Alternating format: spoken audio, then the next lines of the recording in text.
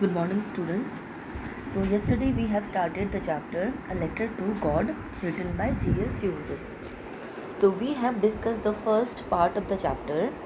In the chapter, we have discussed how Lencho's field of ripe corn was destroyed by hailstorm, and Lencho had no one to help him. He was very upset, thinking that the family will go hungry this year. So, we'll continue with the second part today. But in the hearts of all who lived in that solitary house in the middle of the valley, there was a single hope, help from God. Now, all the family members who lived in that solitary house, solitary means lonely or soul house. We have already discussed that in that valley, Lencho's house was the only house.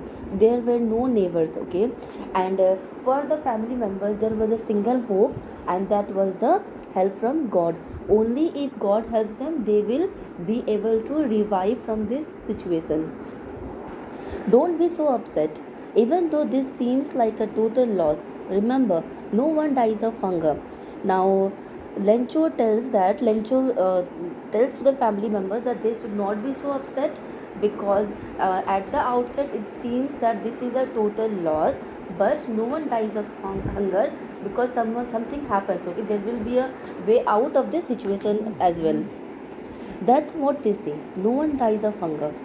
All through the night, Lencho thought only of his one hope, the help of God, whose eyes, as he had been instructed, see everything, even what is deep in one's conscience.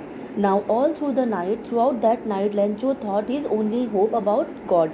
Now, how he can ask from God, how he can ask God to help him, what is the proper way, what is the proper channel, he was thinking about that, and he believed that God's eyes see everything, even what lies in your deeper conscience. Conscience means your inner sense of what is right and what is wrong.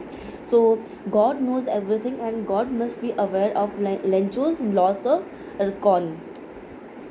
Lencho was an ox of a man, walking like an animal in the fields, but still he knew how to ride. Now, Lencho was ox of a man means Lencho was very hardworking. He used to work like an animal in the fields, but though he was a rustic, though he was a farmer, he knew how to read and write. He was not illiterate. The following Sunday, at daybreak, he began to write a letter which he himself would carry to town and place in the mail. Now, the following Sunday, the next day, at daybreak. Daybreak means dawn, the time in the morning when daylight first appears. Okay, at daybreak, he began to write a letter to whom this letter will be written to God, and he himself carried that letter to town and placed in the mailbox, and it was nothing less than a letter to God. He has written a letter to whom? To God. God, he wrote, if you don't help me, my family and I will go hungry this year. Now, in the letter, he wrote that he requested God to help him, and if God did not help him, he and his family will have to go hungry the entire year because they do not have any money and they do not have any harvest as well. I need 100 pesos in order to sow my field again and to leave until the crop comes because the hailstone dot dot dot. Now he asked for 100 pesos. Pesos, as we have already discussed, is the currency of several Latin American countries. So he asked for 100 pesos. From that peso, he can sow his field again, and it will also help him to live, okay, to eat until the crop comes. He wrote to God on the envelope, put the letter inside, and still troubled, went to town. Now, on the envelope, he wrote to God, and he put the letter inside the envelope, and still he was troubled, he went to town. At the post office, he placed a stamp on the letter and dropped it into the mailbox. Now, reaching post office, what did he do? He placed a stamp. As we all are aware that while posting any letter, we have to place a stamp. We have to fix a stamp on it. So he places a stamp on the letter and drops that into the mailbox. This is how he has posted the letter. One question can come from here: how does he post the letter? What is the procedure? By placing a stamp on it. One of the employees, who was a postman and also helped at the post office, went to his boss laughing heartily, and showed him the letter to God. Now, one of the employees of the post office, who was a postman, he saw that letter and he went to his boss and showed him the letter, which was addressed as to God. Never in his career as a postman had he known that address. Now, we all know that it is very strange to write a letter to God, because we do not know where God lives. And no one can post a letter, no one can carry the letter to God. So the postman laughs heartily.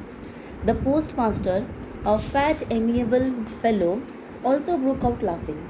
But almost immediately he turned serious, and postmaster was a fat man and he was amiable. Amiable means he was friendly and he was pleasant. Okay. He also started laughing looking at that letter. But almost immediately he turned serious and, tapping the letter on his desk, commented, "What faith! I wish I had the faith of the man who wrote this letter, starting up a correspondence with God." Now, the postmaster was very much impressed with that letter, and he says that this person has immense faith on God. Okay, unshaken, unwavering faith, and he wished that he also should have that faith on God as like Lencho. And he says that it is it is so it is so strange that he is trying to start up a correspondence or a communication with God. So, in order not to shake the writer's faith in God, the postmaster came up with an idea, answered the letter. So, the postmaster thought that if they do not know where to take that letter, because they do not know where God resides, so if the letter will not be replied, Lencho's faith will be broken. So he doesn't want to that to happen. So he decides that they should reply to the letter, so Lencho's faith will not be shaken. But when he opened it, it was evident that to answer it, he needed something more than goodwill, ink, and paper. Now, he has only seen the address till now. Now he opened up the letter and he read the letter. He found that he needed something more than goodwill, ink, and paper, because Lencho has asked for money too. But he stuck to his resolution. Resolution means decision. Okay, he stuck to his decision of replying the letter. He asked for money from his employees.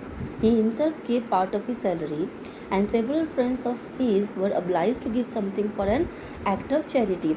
Now, he asked for money from his employees, and he himself gave part of his salary, and several friends also contributed to that, because it was an act of charity.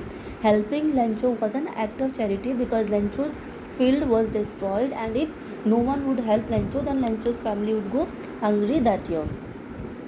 Moreover, Lencho also needs money to sow his field again.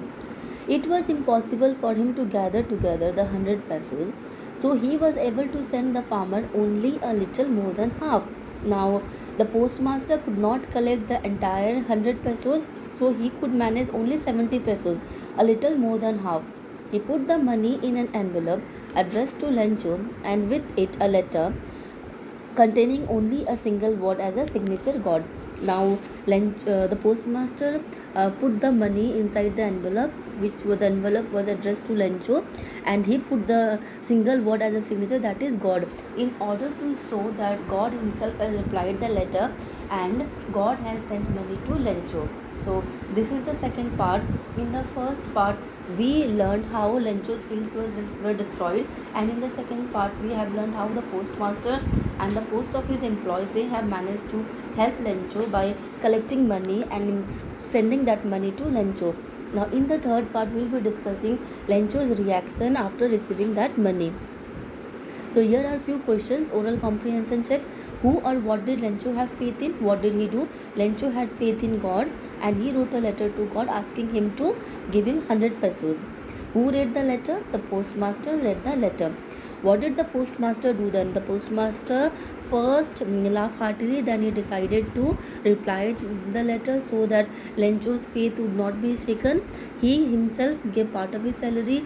He asked other employees also to help Lencho, and his friends also helped him. In this way, he collects money and he sends that money to Lencho. So here we come to the end of the second part.